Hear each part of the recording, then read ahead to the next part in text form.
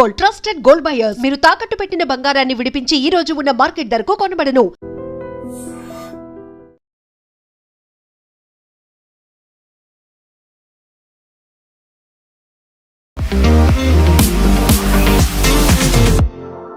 నమస్తే, నేను Kavitha. Welcome to I dream news and నిజాలు. ब्लीड इंडिया विथ 1000 कट्स, मुंह तोड़ जवाब देने के लिए मुट्ठी बंद करना जरूरी है. ఈ రెండు డైలాగ్స్ ఇప్పుడు దేశవ్యాప్తంగా చర్చనీయాంశమయ్యాయి, ప్రపంచాన్ని షేక్ చేస్తున్నాయి. మనం దురంధర్ సినిమా గురించి మాట్లాడుకోబోతున్నాం. నిజంగా 3 గంటల 40 నిమిషాల సినిమాలో చూపించిందంతా నిజమేనా? పొలిటికల్గా వాడుకోవాలని చూస్తున్నారా? జియో పాలిటిక్స్ కోసం ఈ సినిమాని ఉపయోగించుకుంటున్నారా? మనతో పాటుగా ఉన్నారు సీనియర్ జర్నలిస్ట్ సురేష్ కొచ్చాతిల్ గారు. సార్ నమస్తే. మనం ఒక రెండొక సినిమా గురించి మనం మాట్లాడుకుంటున్నాము. ఎస్. సో దురంధర్ అనే సినిమా అనేది ఇప్పుడు యాక్చువల్గా పాకిస్తాన్లో ఉన్నటువంటి సిచ్యువేషన్ని చెప్పడం కాదు, భారతదేశంలో ఉన్నటువంటి సిచ్యువేషన్స్ అండర్లయింగ్గా పేర్లని మెన్షన్ చెయ్యకుండానే అక్కడ క్యారెక్టర్స్ ఎవరు, సిచ్యువేషన్స్ ఏంటి, ఎవరి గురించి మాట్లాడుకుంటున్నారు అన్నీ చెప్తోంది. నిజంగా దురంధర్ ఇప్పుడు ఎందుకు వచ్చింది, దాని గురించి మనం ఎందుకని మాట్లాడుకోవాలి? నేను ఈ సినిమా చూడడానికి చాలా రోజుల నుంచి, అంటే రిలీజ్ అయినప్పుడు చాలామంది నాకు మెసేజ్ పంపిస్తున్నారు, సురేష్ గారు మీరు చూసారా లేదా, దాని తర్వాత ఒక రివ్యూ రాయాలి మీరు అని చెప్పారు, రివ్యూ షోస్ చేయమన్నారు. సో కొన్ని ఛానల్స్ అడిగారు, నేను చెప్పాను నేను ఇంకా చూడలేదు, ఎందుకంటే 3 గంటల 40 నిమిషాలు అంటే నాకు చాలా ప్రెషియస్ టైం అది. బహుశా 3 ఇంటర్వ్యూలు చేయొచ్చు అయిపోతాయి. సో కానీ నేను సాయంత్రం లాస్ట్ మినిట్ డిసైడ్ చేసి జూబ్లీ హిల్స్ బయలుదేరి లాస్ట్ టైం చూసుకుంటూ వెళ్తున్నాను థియేటర్లు, ఎందుకంటే ఆల్మోస్ట్ ఒక 20 థియేటర్లు నడుస్తుంది షో. అది ఒక్కొక్క థియేటర్లో 10 షోలు ఉన్నాయి కొన్ని థియేటర్లు అయితే. లాస్ట్ కవాడి కూడా చేరుకున్నప్పుడు ఎగ్జాక్ట్లీ 445 షో ఉంది. సో సత్వాలో వెళ్ళి సినిమా చూసాను, అప్పుడే బుక్ చేసుకొని వెళ్ళాను. బాగుంది sir, this no doubt about it. చాలా మటుకు we can relate to the cinema.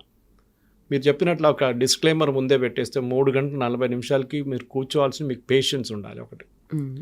రెండవది వైలెన్స్, బ్లడ్ షెడ్, ఎందుకంటే ఆఫ్కోర్స్ అడల్ట్స్ మూవీయే, కానీ మీ ఫ్యామిలీతో వెళ్తే కూడా మీరు వైఫో లేకుంటే మీ మిగతా సిస్టరో బ్రదరో వాళ్ళ మదరో ఫాదర్ని వాళ్ళు కూడా తట్టుకోవాల్సిన కొన్ని సీన్స్ ఉన్నాయి దాంట్లో, తట్టుకోలేరు వాళ్ళు, చాలా బ్లడ్ కర్డ్లింగ్ ఉన్నాయి. దాని తర్వాత లిబరల్ గాలీస్, పంజాబీ గాలీస్ అక్రాస్ ద బోర్డ్ నడుస్తున్నాడు, ఎందుకంటే పష్తూన్ వైపు కదా, అటువైపు Pakistan same culture, even censor cuts ఉన్నా. సో అక్కడక్కడ మ్యూట్ చేశారు కొంచెం, కానీ you can make out very clearly what they saying. Movie మొదలవుతుంది, నేను I don't want to play the spoiler, ఎందుకంటే మొత్తం సినిమా కథ చెప్పకూడదు, అందుకే మళ్ళీ సినిమా మీరు వెళ్ళి చూడాల్సిందే మన ప్రేక్షకులు. కానీ it starts in a very very desolate Kandahar runway. అక్కడ ఒక IC-814 ఎయిర్క్రాఫ్ట్ ఆగిపోయి ఉంటుంది. కింద the gentleman playing Ajit Doval's role Madhavan cigarette తాగి నిలబడుతున్నారు, ఎయిర్క్రాఫ్ట్ని చూస్తున్నారు. Then suddenly Jaswant Singh arrives, foreign minister అప్పుడు. హీ అరైవ్స్ అండ్ డిసిషన్ చెప్తున్నారు, క్యాబినెట్ డిసిషన్ ఏం జరిగింది. వాళ్ళు ముందు 30 టెర్రరిస్ట్ని అడిగారు, తర్వాత అజిత్ దోవల్ గారు మాట్లాడి దాన్ని 3 తగ్గించారు. At that point Ajit Doval చెప్తారన్నమాట, ఈ 3 కూడా నేను తగ్గించి 0 కూడా చేయొచ్చు, మీరు నాకు టైం ఇస్తే చాలంటే, then we don't have time అని చెప్తే, దాని తర్వాత చాలా మటుకు ఎయిర్క్రాఫ్ట్ లోపల నడిచే కొన్ని బ్లడ్ కర్డ్లింగ్ వైలెన్స్ చూపిస్తారు. దాని తర్వాత the scene shifts to Delhi. దాని 3 మేజర్ ఇన్సిడెంట్స్ చూపించారు. అంటే భారతదేశంలో pre-2014 post-2014 ఒక డిఫరెన్స్ చూపించింది. ఇన్ఫాక్ట్ ఆ సినిమాలో ఒక డైలాగ్ ఉంది, ఒక టైంలో ఇంటెలిజెన్స్ రిపోర్ట్ తీసుకొస్తారు, రాక్ అక్కడి నుంచి వచ్చిన ఇంటెలిజెన్స్ రిపోర్ట్ తీసుకొచ్చి అజిత్ దోవల్ గారి దగ్గరికి ఇస్తే, యాక్షన్ తీసుకోవాలి సార్ మనమని అసిస్టెంట్ చెప్తారు. ఆయన అసిస్టెంట్ నహీ కర్ సక్తే, హిందీలో చెప్తారు, చేయలేం మనం. కానీ ఒకరోజు ఒక గవర్నమెంట్ వస్తుంది, ఆ గవర్నమెంట్ ఇప్పుడు చేద్దాం. That is a very subtle indication that Modi government వచ్చిన తర్వాత కథ మారిపోయిందని. ఇన్ఫ్యాక్ట్ సినిమాలో చాలా ప్లేసెస్లో, ఒకటి IC-814 గురించి చెప్పాను మీకు, అది కాకుండా పార్లమెంట్ అటాక్ చూపించారు, దాని కాకుండా 26/11. ఈ మూడిట్లో ఎస్పెషలీ 26/11 జరిగిన తర్వాత వాళ్ళే డిస్కస్ చేస్తున్నారు, మేము అనుకున్నాం ఇండియన్ గవర్నమెంట్ మమ్మల్ని వచ్చి కొడుతుంది, మమ్మల్ని టెర్రరిస్ట్ క్యాంప్ని అటాక్ చేస్తుంది అనుకున్నాం, కానీ ఎవ్వరు అక్కడి నుంచి మమ్మల్ని మా మీద ఒక చుక్క అది కూడా పడలేదు, ఇంపాక్ట్ కూడా లేకుండా మా మీద. That shows the helplessness. And in fact, the last scene in the movie where Ranveer is relaxing and saying, ఏ నయా భారత్ హై హమ్ ఘర్ మే గుస్కే మారేంగే. ఆ డైలాగ్ మోదీ గారు ఎప్పుడు చెప్తుంటారు. మీకు you can relate it immediately. మనకి ఎప్పుడు హిస్టరీ చూపిస్తే చాలామందికి అది బాధ అనిపిస్తుంది. ఇన్ఫ్యాక్ట్ మీరు రివ్యూస్ చూస్తే రితిక్ రోషన్ ఫస్ట్ ఒక రివ్యూ రాశారు, చిన్న ఇన్స్టాగ్రామ్ రివ్యూ రాశారు. దాంట్లో పొలిటిక్స్ గురించి కొంచెం కామెంట్ చేస్తారు, ఈ పొలిటిక్స్ తీసుకురావాలన్నా ఉండేలా అని చెప్పేసి, అవసరమా అని చెప్పి దాన్ని కాంగ్రెస్ వాళ్ళు తీసుకుని ఆడుకున్నారు. కానీ ఆయన అదే దాని టైంలో ఆయన ట్విట్టర్లో ఒక ట్వీట్ చేసిండు విచ్ ఇస్ ఎగ్జాక్ట్లీ ఆపోజిట్ అని చెప్పారు. చాలా బ్రిలియంట్ యాక్టింగ్, అక్షయ్ ఖన్నా కానివ్వండి, రణ్వీర్ సింగ్ కానివ్వండి, సంజయ్ దత్, వీళ్ళందరూ చాలా బాగా యాక్ట్ చేశారు అని చెప్పి, మాధవన్ ఆల్సో అని మాట్లాడారు. ఆయన దాన్ని ట్వీట్ చేశారనమాట. అది కాకుండా కొంతమంది రివ్యూస్ రాసిన వాళ్ళ రివ్యూస్ కనిపించకుండా పోయింది. ఎందుకంటే యాంటీ ఇండియా నెరేటివ్ కొంచెం రాయంగానే రైట్ వింగ్ వాళ్ళు వచ్చి అందరు కలిసి వాళ్ళ మీద అటాక్ చేస్తున్నారని చెప్పి. కానీ నేను ఈవెన్ హిందూ లాంటి పబ్లికేషన్ చదివాను which is a total communist news paper. వాళ్ళ దాంట్లో కూడా they have given not a great this one, కానీ బాగానే రాశారు రివ్యూ మూవీది. మనం ఎప్పుడైనా మూవీ చూసేటప్పుడు ఒకటి ఆబ్జెక్టివ్గా చూడాల్సింది ఏంటంటే రియాలిటీతో సమానం ఉందా, ఏమన్నా is it any connection with reality అంటే ఈ సినిమాలో చాలా మటుకు రియాలిటీతో కనెక్షన్స్ ఉన్నాయి చాలా చోట్ల. You can easily relate it. Benazir Bhutto photo, Zardari మాట్లాడుతున్నది కొంచెం పేరు ఎక్కడెక్కడ మార్చేసి పేర్లు పెడతారు వాళ్ళు, కానీ you can easily Pakistani politics, కరాచీలో ఉన్న పాలిటిక్స్, ల్యారీలో ఉన్న పాలిటిక్స్, అక్కడ ఓవరాల్ ఆర్మీ ఐఎస్ఐ కనెక్షన్స్, అది కాకుండా అక్కడ మనోళ్ళు వెళ్ళి భారతదేశాన్ని ఎవరైనా వెళ్ళి వాళ్ళు పట్టుకుంటే వాళ్ళని ఎట్లా ట్రీట్ చేస్తారు ఇదంతా చూపిస్తారు. ఇన్ఫ్యాక్ట్ ట్రైలర్లో మీకు కనిపిస్తుంది అట్లాంటి కొన్ని సీన్స్ కూడా. సో ఓవరాల్ దురంధర్ చూస్తే మన దగ్గర ఇప్పుడు కాశ్మీర్ ఫైల్స్ వచ్చింది, దానికన్నా ముందు మనం ఇది చూసాం, సర్జికల్ స్ట్రైక్ చూసాం, Uri. That is reality again, ఎందుకంటే జరిగిన ఇన్సిడెంట్ చూపించారు. ఇది ఒక ట్రెండ్ ఇప్పుడు భారతదేశం. And Aditya Dhar was the same director, Uri director కదా ఇక్కడ కూడా చేసింది. సో ఆ ట్రెండ్ ఏంటంటే మన దగ్గర జరిగిన ఇన్సిడెంట్స్ని మళ్ళీ చూపించడం ఒక ట్రెండ్ ఉంటుంది. ఫర్ ఎగ్జాంపుల్ ఇప్పుడు బంగ్లాదేశ్ వార్ 1971 మన Gulzar daughter has shown, Magna, ఆమె షూట్ చేసిన శామ్ మనెక్షాస్ పర్స్పెక్టివ్, శామ్ బహదూర్ అని చెప్పి.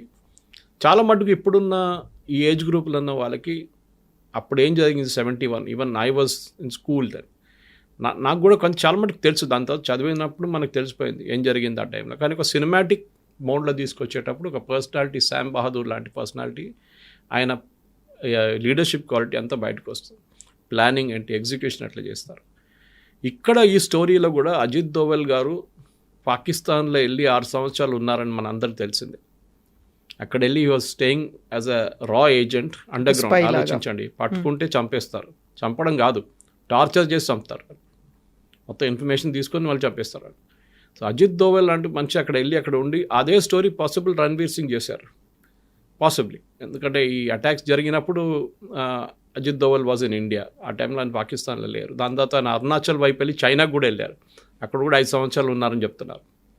Ironically Ajit Doval is a Kerala cadre officer, కానీ ఆయన వచ్చింది గర్వాల్ నుంచి. So other end of it to down south. కేరళలో ఆయన చాలా తక్కువ పనిచేశారు.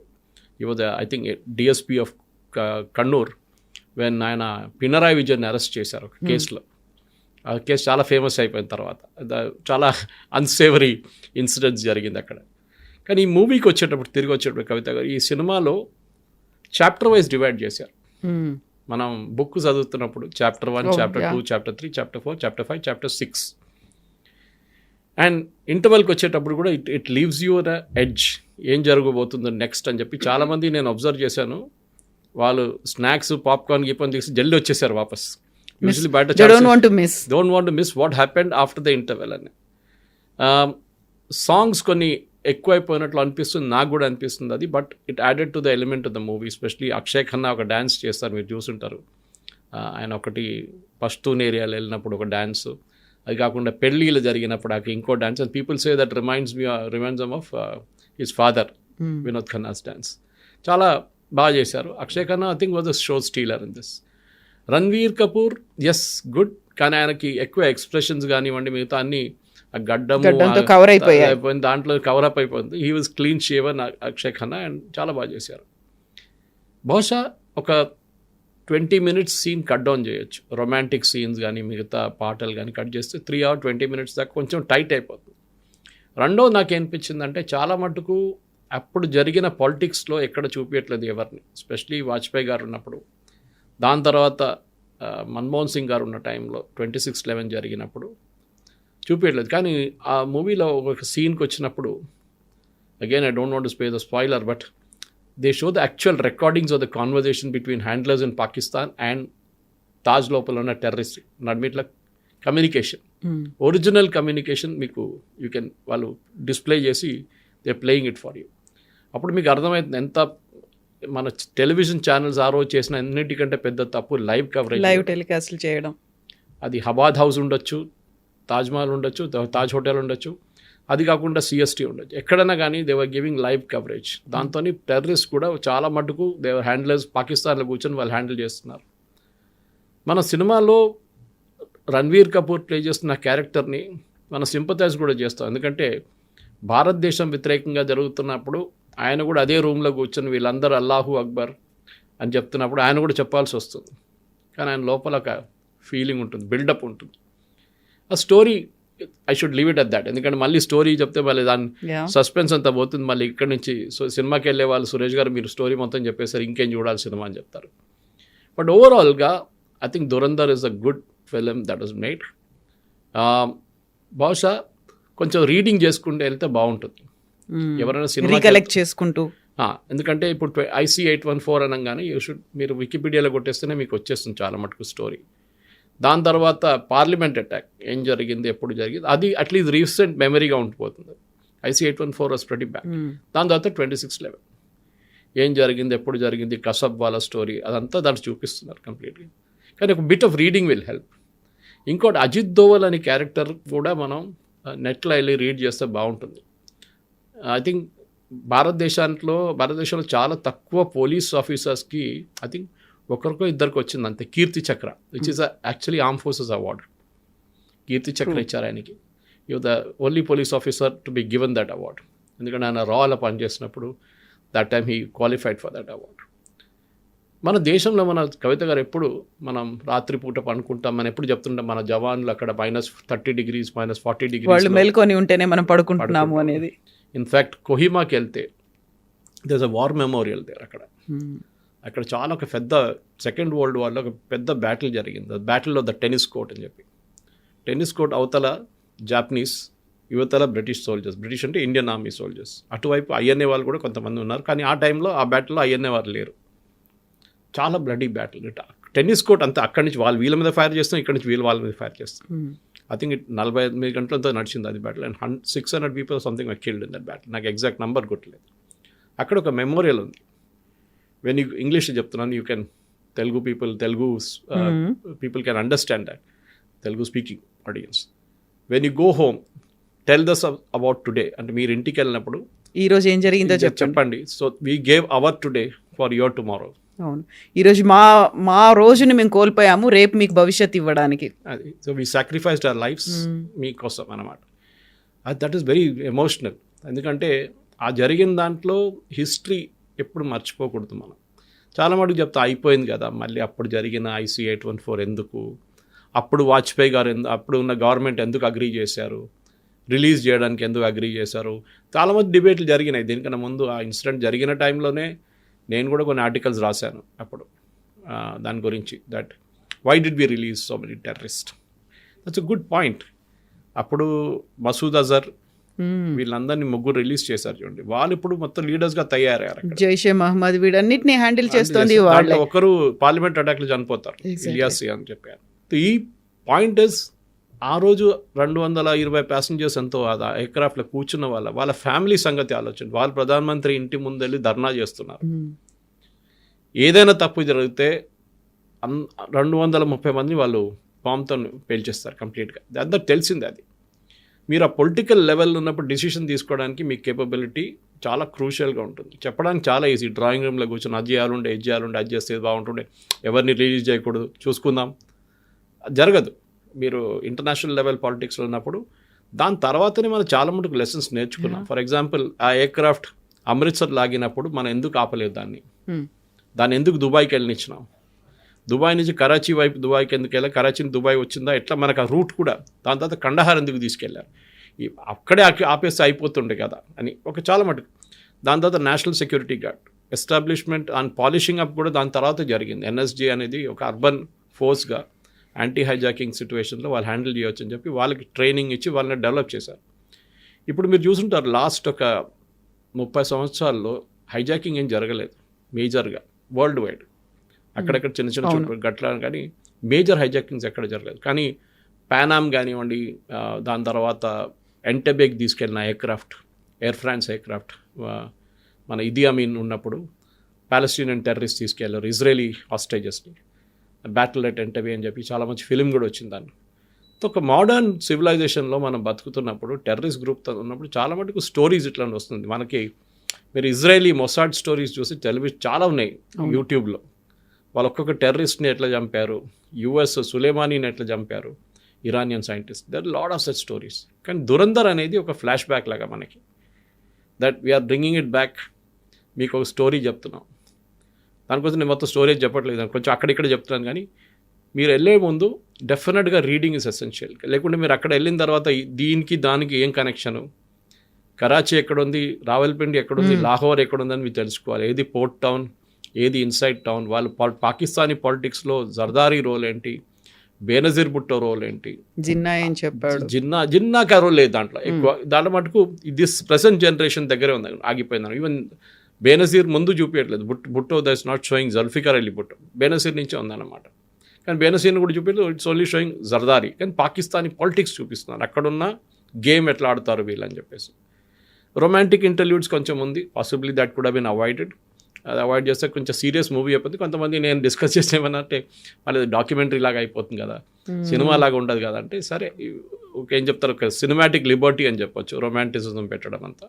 కానీ అది కొంచెం డైల్యూట్ చేసింది సినిమాని. అది లేకుంటే ఇంకా చాలా సీరియస్ మూవీగా ఉండిపోతుండే. స్టోరీ టెల్లింగ్లో ఐ థింక్ చాలా బాగా చేశారు. Screen play is return brilliantly. పాటలు కూడా చాలా బాగున్నాయి. వీ మైట్ ఆ సినిమా చూస్తున్నప్పుడు మన పాట మీద ఎక్కువ కాన్సన్ట్రేట్ చేయం, కానీ తర్వాత మన పాట వింటున్నప్పుడు చాలా మటుకు పంజాబీ స్టైల్లో, పంజాబీ మ్యూజిక్లో పష్టూన్ అటువైపు ఉన్న పష్టూన్ మ్యూజిక్లో అని వాళ్ళది ఏం చెప్తారు, వాళ్ళ ట్రైబల్ ఫోక్లోర్ అని అట్లాంటి చాలా మటుకు చూపించి చాలా బాగా చేశారు. అంటే మన ఇండియన్స్ కూడా అదొక ప్రాసెస్ ఆఫ్ డిస్కవరీ అది. ఎందుకంటే చాలా మటుకు మనకి పాకిస్తాన్ అనగానే పాకిస్తాన్ అనుకుంటా, కానీ there is a Pakistani Punjab, Gujarat, Sindh, and then there is a Khyber Pakhtunkhwa అటువైపు. అన్ని lawless places. Khyber Pakhtunkhwa and all అక్కడ టిపికల్ ఆఫ్ఘనిస్తాన్ స్టైల్లో ఉంటుంది. కానీ ఇక్కడ ఈవెన్ ఏం చెప్తారు, చూపించిన లొకేల్స్ కూడా చూసి చాలా మటుకు మనకి రియల్ పాకిస్తాన్ అనిపిస్తుంది ఒక్కొక్కసారి. చాలా మటుకు ఏఐ యూజ్ చేశారు దాంట్లో, అదన్నీ చూశారు. కానీ లదాఖ్, బహుశా లదాఖ్ ఉంది, ఎందుకంటే నేను కొన్ని షార్ట్స్ చూసినప్పుడు కనిపించినప్పుడు నాకు లదాఖ్ కనిపించింది దాంట్లో. You can make out it's very clear. కానీ ఓవరాల్ దురంధర్ అనే సినిమాకి ఇప్పుడు collection, I think box office collection నిన్న దాకా 180 కోట్లు కలెక్ట్ అయినాయి. న్యాచురల్లీ జియో వాళ్ళు చాలా బాగా ప్రమోట్ చేస్తారు, వాళ్ళ దగ్గర బడ్జెట్ ఉంది ప్రమోట్ చేయడానికి.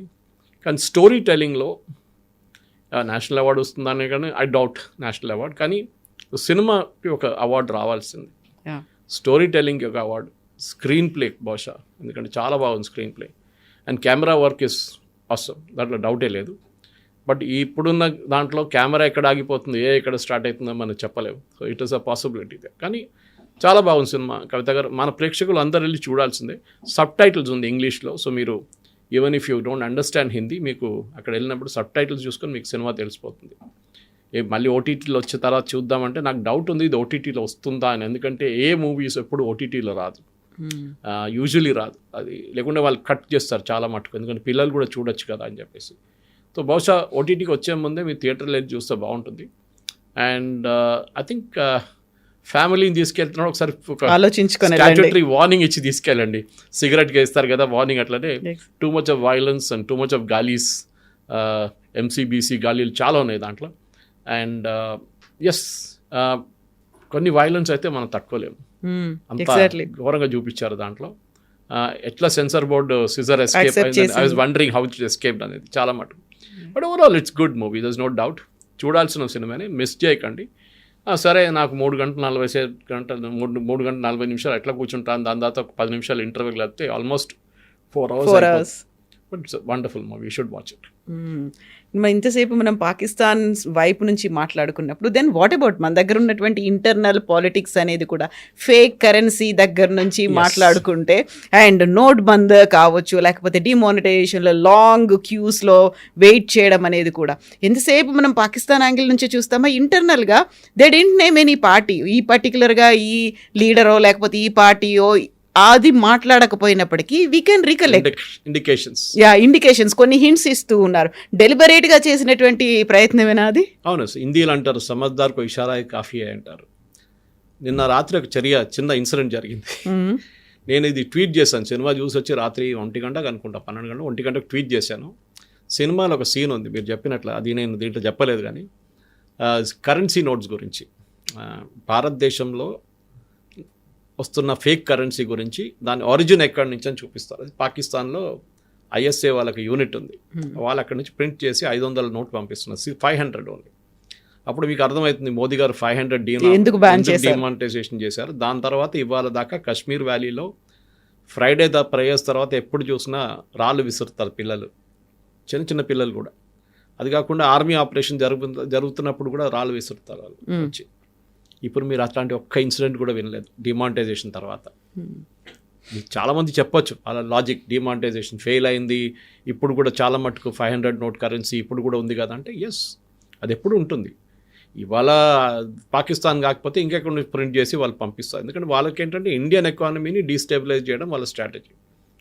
సో 10 100 రూపాయలు 10 500 రూపాయలు ఉంటే దాంట్లో ఒక 500 రూపాయలు కలుపుకుంటే అది అయిపోతుంది, డ్యామేజ్ చేస్తుంది దాన్ని. అట్లా మీరు మల్టిప్లై చేసుకుంటే పోతే చాలా మటుకు ఎస్ ఈవెన్ 500 నోట్స్ చాలా మటుకు ఫేక్ ఉంది. కానీ 1000 రూపీస్ ఇప్పుడు సర్క్యులేషన్ లేదు, 2000 కూడా తీసేశారు. So the maximum impact is on 500. So అక్కడ చూపిస్తున్న ఏంటంటే ఎట్లా ప్రింట్ చేస్తారు దాని గురించి నిన్న రాత్రి ట్వీట్ చేశాను నేను. That P Chidambaram and son Karti Chidambaram గురించి మెన్షన్ ఉంది దానికి, చాలా క్లియర్ ఇండికేషన్. ఓకే, వీళ్ళిద్దరూ లండన్కి వెళ్ళి వస్తున్నప్పుడు దుబాయ్లో స్టాప్ అయ్యారు. అక్కడ ఈ ప్రింటింగ్ మిషన్ది కొన్ని ప్లేట్స్ ఉంటుంది, ప్రింటింగ్ ప్లేట్స్ అంటాం మేము, న్యూస్ పేపర్లో పనిచేసాను నాకు తెలుసు. ప్లేట్స్ ఉంటుంది, అల్యూమినియం ప్లేట్స్. అది చాలా హై సెక్యూరిటీ ప్లేట్స్ ఉన్నప్పుడు చాలా హై సెక్యూరిటీ ఉంటుంది దానికి. ఎవరు బయట దాన్ని వాళ్ళు వాడుకోరు ఎవరు. ఆ కంపెనీ మనకి ఇచ్చిన తర్వాత మన హైదరాబాద్లో ప్రింటింగ్ ప్రెస్ ఉండే ముందు, కానీ ఇప్పుడు ఇక్కడ అక్కడ కాయిన్స్ మింట్ చేస్తున్నారు. కానీ నాసిక్లో ఒక ప్రింటింగ్ ప్రెస్ ఉంది మనకి. అక్కడి నుంచి ఏం జరిగిందంటే ఆ స్టోరీ నేను ట్వీట్ చేసిన తర్వాత రాత్రి 1:20 కార్తీ చిదంబరం వచ్చి నా ఫేస్బుక్లో ఒక మెసేజ్ పెట్టారు. దాని స్క్రీన్ షాట్ నేను ఇవాళ నా ఫేస్బుక్లో షేర్ చేశాను, కొన్ని వాట్సాప్ గ్రూప్లో కూడా షేర్ చేశాను. మీరు వాట్సాప్ యూనివర్సిటీ నుంచి ఇదంతా తీసుకొచ్చారా అని చెప్పి. So I replied to him saying that ఒక స్టోరీ ఉంది, మీరు చూడండి, మీకు గుర్తుంటుంది. ఒక బ్రిటిష్ కంపెనీ ఉంది, RUVE something is companies name. వాళ్ళు మన ఇండియన్ ఫైనాన్స్ మినిస్ట్రీ యూపీఏ హయాంలో ఒక అగ్రిమెంట్ చేసుకున్నారు. ఒప్పందం ఏంటంటే వాళ్ళు they will supply us high security threats అంటే మనం ఇప్పుడు 500 రూపాయల నోట్ చేసుకుంటే మీకు ఒక థ్రెడ్ లాగా కనిపిస్తుంది, exactly to show that it is genuine. లైట్లో చూస్తారు కొంతమంది. అది ఒక పేటెంటెడ్ ప్రోడక్ట్. అది వీళ్ళని చెప్పారు మా దగ్గర పేటెంట్ ఉంది, మీకు అది ఇస్తున్నామని చెప్పి మన దగ్గర ఒప్పందం చేసుకుని అడ్వాన్స్ తీసుకున్నారు వాళ్ళు. దాంతోపాటు పేపర్ ప్రింట్ చేసే పేపర్ కూడా యూనిక్ ఉంటుంది, నోట్స్ ప్రింట్ చేసి నాసిక్లో కానీ మిగతా మన సెక్యూరిటీ ప్రాసెస్లో, మన హైదరాబాద్లో కూడా ప్రింట్ చేస్తారు ప్రింట్. ఇది జరిగినప్పుడు ఏం జరిగిందంటే ఈ పాత ఒక మిషన్ నాసిక్లో ఉండే, and this is the confirm story with అప్పుడున్న ఫైనాన్స్ మినిస్ట్రీలో జరిగిన అవకతవకలు. Then I can tell you what happened. ఈ సిట్యువేషన్లో ఏం జరిగిందంటే ఈ మిషన్ పాత ఒక మిషన్ అమ్మడానికి వీళ్ళు టెండర్ పెట్టారు. యూజువలీ ఈ security printing machines, press machines అమ్ముతున్నప్పుడు దాన్ని ముక్కలు చేసేస్తారు మిషన్ని. సో దట్ కంప్లీట్గా కిలోల హిసాబ్లో అమ్ముతారు, ఎందుకంటే ఇంకొకటి వాడకూడదు. మన నార్మల్ ప్రెస్ లాగా కాదు ఇది. అంటే ఇంకోడు వాడుకుంటాడులే, ప్రింటింగ్ వాడు చేసుకుంటాడు, పాపం వాడికైనా ఏదో ఉద్యోగం ఉంటుందని చెప్పేసి. ఇది అట్లా కాదు, ఇది ముక్కలు చేయాలి. సో చిదంబరం అప్పుడు ఫైనాన్స్ మినిస్టర్ ఆ టైంలో. స్టోరీ ఈజ్ దట్ ఈ ప్రెస్ని ముక్కలు చేయకుండా అట్లనే అమ్మేశారు. ఒక టెండర్ యూరోప్ నుంచి ఒక కంపెనీ వచ్చి తీసుకెళ్లారని. The story is that finally it landed in Pakistan. అది సినిమాలు చూపిస్తారు. అది కాకుండా ఈ ప్లేట్లు కూడా చాలా మట్టుకు మనకిచ్చిన అదే ప్లేట్లు, మనకిచ్చిన అదే సెక్యూరిటీ థ్రెడ్ ఈ బ్రిటిష్ ఫర్మ్ పాకిస్తాన్కి ఇచ్చారు, ISIకి. ఈ స్టోరీ బయటకు వచ్చిన తర్వాత విత్ ఇన్ కాంగ్రెస్ యూపీఏ హయాంలో బయటికి ఎక్కువ రాలేదు. చిదంబరంని ఫైనాన్స్ మినిస్ట్రీ పోస్ట్ నుంచి మూవ్ చేసేశారు. ఆయన హోమ్ మినిస్టర్ చేసేసారు. ప్రణబ్ ముఖర్జీ గారిని తీసుకొచ్చారు. ఆయన రాగానే ఏం చేయండి, ఫస్ట్ ఈ కాంట్రాక్ట్ క్యాన్సిల్ చేసేసాడు, బ్లాక్ లిస్ట్ చేసేసిండు ఆ కంపెనీ, బ్రిటిష్ కంపెనీ. మీతో ఏం రిలేషన్షిప్ లేదు, మీ దగ్గర ఏమైంది దాని మొత్తం నాకు రిటర్న్ చేసేసేయండి అని చెప్పారు. దాని తర్వాత 2 సంవత్సరాలు ప్రణబ్ ముఖర్జీ గారు ఉన్నప్పుడు దాకా పాకిస్తాన్లో మళ్ళీ ప్రింటింగ్ అంతా ఆగిపోయింది కొన్ని రోజులకి. మీరు బిలీవ్ చేయరు, మీరు అడిగారు కదా మన దేశంలో, ఇన్ఫ్యాక్ట్ దాంట్లో ఒక డైలాగ్ ఉంది, అప్నే దేశ్కే దుష్మన్ జాదా హై, పాకిస్తాన్తో దూసరా హై. మన దగ్గర ఉన్న మన వాళ్ళే ఇది ఇట్లాంటి పనులను చేస్తారు, పాకిస్తాన్ సెకండ్ వస్తుంది, మన దగ్గర ఉన్న వాళ్ళే చాలామంది మన దేశం మీద ద్రోహం చేస్తారని చెప్పేసి. సో ఆ ప్రణబ్ ముఖర్జీ గారు 2 సంవత్సరాలు ఉన్న తర్వాత అతన్ని for him they promoted him as the president of India. It is very controversial, మీకు గుర్తుంటుంది కవిత గారు. హీ డింట్ అగ్రీ, ఆయన నాకు ప్రెసిడెంట్షిప్ వద్దని చెప్పారు ఆయన. కాదు మీరు తీసుకోవాలి, లేకుంటే మిమ్మల్ని క్యాబినెట్ నుంచి తొలగించేస్తాం ఎట్లా అని చెప్పేసి. So he accepted fine with great deal of reluctance. చిదంబరంని మళ్ళీ తీసుకొచ్చారు ఫైనాన్స్ మినిస్టర్గా. ఎవరు చేపించారు, ఎందుకు చేపించారు, గాడ్ ఓన్లీ నోస్. వెనకాల ఎవరున్నారు మీరు ఆర్వీఎస్ మణి గారి దగ్గర అడగాల్సి వస్తుంది, ఎవరు చేశారు. ఆయన పుస్తకాలు రాస్తూనే ఉంటారు దీని గురించి అంతా. ఈ wrote about the myth of Hindu terror, 26/11 ఎవరు చేపించారనేది ఆయన చాలా పుస్తకాల విత్ ప్రూఫ్ చెప్పారు ఆయన. ఇదే చిదంబరం పేరు అక్కడ కూడా ఉంది. చిదంబరం వచ్చిన తర్వాత ఇమీడియట్గా ఫస్ట్ ఆయన ఏం చేశారంటే ఈ కాంట్రాక్ట్ మళ్ళీ రిన్యూ చేశారు. బ్లాక్ లిస్ట్ చేసిన కంపెనీని ప్రణబ్ ముఖర్జీ గారు మళ్ళీ వాళ్ళని ఆ కాంట్రాక్ట్ని రిన్యూ చేశారు. మళ్ళీ వాళ్ళు స్టోరీ మొదలుపెట్టారు. భారతదేశానికి అదే ప్లేట్లు పంపిస్తారు, పాకిస్తాన్కి అదే ప్లేట్లు పంపిస్తారు, మనకిచ్చిన సెక్యూరిటీ థ్రెడ్ వాళ్ళకి ఇచ్చేస్తారు.